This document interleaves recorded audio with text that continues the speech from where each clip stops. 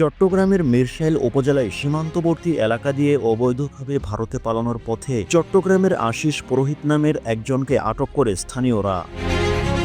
বুধবার ২৭ নভেম্বর দুপুরে উপজেলার করেরহাট ইউনিয়নের আলীনগর বিওপির দায়িত্বপূর্ণ এলাকার সীমান্ত থেকে তাকে আটক করা হয়।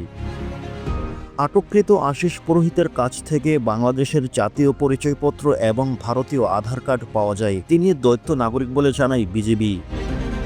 আশিস চট্টগ্রাম নগরের কোতোয়ালি থানার ২২ নম্বর এনায়েতবাজার ওয়ার্ডের মৃত নির্মলচন্দ্র পুরোহিতের ছেলে।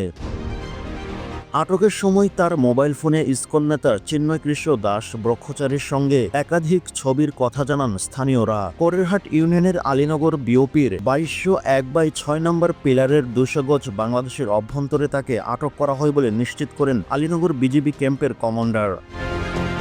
বিজিবি ৪-এর অধিনায়ক লেফটেন্যান্ট কর্নেল মোহাম্মদ মোশাররফ হোসেন বলেন, আশিস পুরোহিত আলীনগর সীমান্ত দিয়ে অবৈধভাবে ভারতে প্রবেশ করার সময় স্থানীয়দের সন্দেহ হলে আটক করে তাদেরকে খবর দেয়। পরে তল্লাশি চালিয়ে তার কাছ থেকে ভারতীয় আধার কার্ডের একটি স্ক্যান কপি, বাংলাদেশি জাতীয় পরিচয়পত্র ও মোবাইল জব্দ করা হয়। প্রাথমিক জিজ্ঞাসাবাদে চিকিৎসার জন্য অবৈধভাবে ভারত যাচ্ছিলেন বলে সে জানায়। টিম টিআরসি হৃদয়ে ধারণ করে বাংলাদেশ, দ্য রিয়েল কনসালটেশন, স্বচ্ছ ভ্যাট আইনে দক্ষ ন্যায্য ভ্যাট প্রদানে।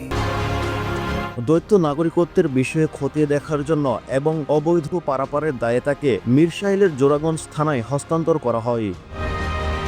জোড়াগঞ্জ থানার ওসি ওটিএম শিফাতুল মাজুমদার জানান, সীমান্তের আলীনগর থেকে আশিস পুরোহিতকে আটক করে থানায় হস্তান্তর করে বিজিবি। তার কাছে বাংলাদেশের এনআইডি ও ভারতের আধার কার্ড পাওয়া যায়। এই বিষয়ে তাকে জিজ্ঞাসাবাদ করা হবে।